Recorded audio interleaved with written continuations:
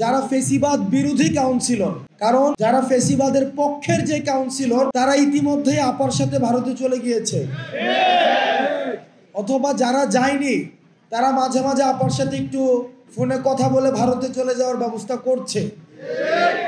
যদি সেটাও না পারে তাও বাসার মধ্যে অবস্থান করছে এবং ফেসবুকে মূলত হচ্ছে তারা নিজেরা পালিয়ে আছে, কিন্তু আমাদেরকে বলছে আমরা পালানোর পথ পাবো না।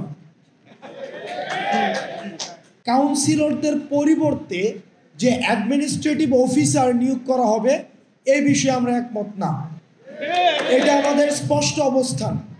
কারণ এই যে একটা আমলাতান্ত্রিক যে কাঠামো রয়েছে, এই আমলাতান্ত্রিক কাঠামোতে নিশ্চয়ই আমার যেই হাল চাষ করে যেই আমার কৃষক ভাই আছেন, যে তাঁতি আছেন, জেলে আছেন, কামার, কুমুর, রেমিটেন্স যোদ্ধা, যেই কৃষকের মেয়ে গার্মেন্টস কর্মী, যেই কৃষকের ছেলে রেমিটেন্স যোদ্ধা, যেই কৃষক যিনি চাষ করে দেশের অর্থনীতিকে সচল রাখে, তারা অ্যাডমিনিস্ট্রেটিভ এই আমলাতান্ত্রিক জটিলতার মধ্যে তারা যেতে চায় না।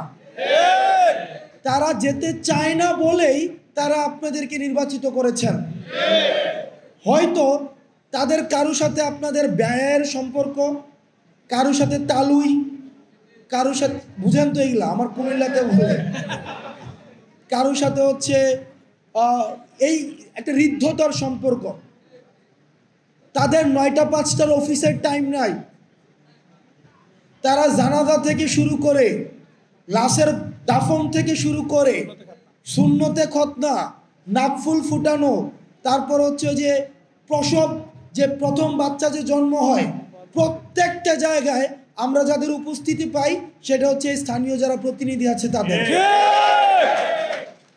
আপনারা যেহেতু 9টা 5টার অফিস করেন না, সুতরাং আমার স্থানীয় প্রতিনিধি হতে হবে এমন প্রতিনিধি যার সাথে আমার প্রতিদিন চায়ের দোকানে দেখা হবে, যার সাথে আমার বাজারে গেলে দেখা হবে, যাকে ফোন দেওয়ার জন্য, যার বাড়ি যাওয়ার জন্য, যার বাড়িতে গিয়ে আমি দুপুরের আগে যদি যাই তাহলে আমি দুপুরের খাবারটা খেয়ে আসতে পারবো, তার সাথে আমার সম্পর্কটা হবে এমন।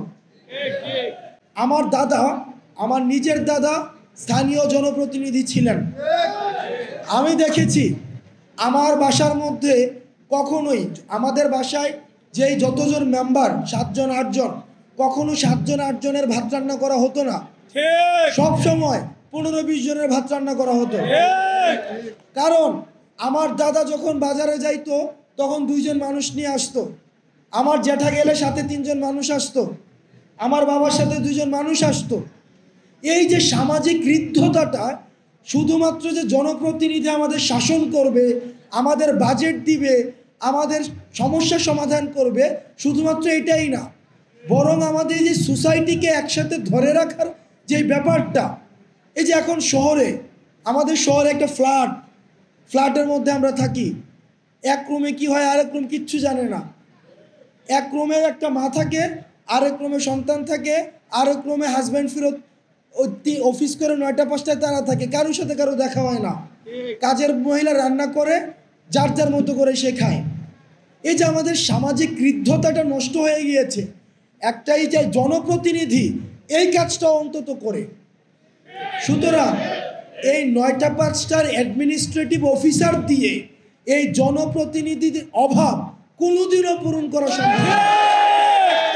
কিছুদিন পরে স্কুলের ভর্তি শুরু হবে, এই যে কিছুদিন পরে কিন্তু শুরু হবে। এই যে স্কুলের ভর্তি শুরুটা হইলেই জন্ম নিবন্ধন লাগবে। এই জন্ম নিবন্ধন একটা অ্যাডমিনিস্ট্রেটিভ অফিসার তার এই রুটিন ওয়ার্ক কমপ্লিট করে এই পুরো প্রক্রিয়া সম্পন্ন করা এটা কোনোভাবেই সম্ভব না। আমার এলাকায় কয়জনের জন্ম হয়, কয়জনের মৃত্যু হয়, কয়জনের জানাজা হবে, কয়জনের কি হবে, এটা কিন্তু জনপ্রতিনিধি ভালো বুঝবেন। সেই জায়গা থেকে আমরা আমাদের অবস্থান স্পষ্ট। এই ফেসিবাদের এই ভয়ের অনেকে আপনাদের জেলে যেতে হয়েছে, আমি অনেককেই চিনি যারা জেলে থেকে নির্বাচন করে হচ্ছে জিতেছে। তো ওই মানুষগুলোকে আমরা সম্মান জানাতে চাই। আর আজকে এই চার দেয়ালের মধ্যে যারা রয়েছেন আমরা বিশ্বাস করি তারা হচ্ছে ফ্যাসিবাদ বিরোধী শক্তি। যদি সেটা না হতো তাহলে তারা কখনোই এই সেমিনার রুমে অন্তত আমাদের সামনে আসতো না। আমরা আপনাদের যে ন্যায্য দাবি, এই ন্যায্য দাবি বাস্তবায়নে আমরা অবশ্যই কাজ করব। আচ্ছা, আপনারা আমার সাথে না, আপনারা এই বাংলাদেশের সাথে থাকলেই হয়েছে। আপনারা এই বাংলাদেশের পক্ষে থাকেন, আপনারা নিজের সাথে থাকেন। আমরা যখন সবাই বাংলাদেশের পক্ষে থাকব, তখন এই ভারতে বসে যেই দালালরা আছে, ফ্যাসিস্টরা আছে, যত ষড়যন্ত্র করুক না কেন কখনোই কিছু করতে পারবে না। কারণ হাসিনার পক্ষে সবাই ছিল, আর তারা বাংলাদেশের পক্ষে ছিল না, যার কারণে তাদেরকে পালাই যেতে হয়েছে। সর্বশেষ কথা, আমি হয়তো আপনাদের কারো ভাতিজা, আমি আপনাদের কারো ছোট ভাই, আমি আপনাদের কারো সন্তান তুল্য, আমি আপনাদের কারো নাতির বয়সের।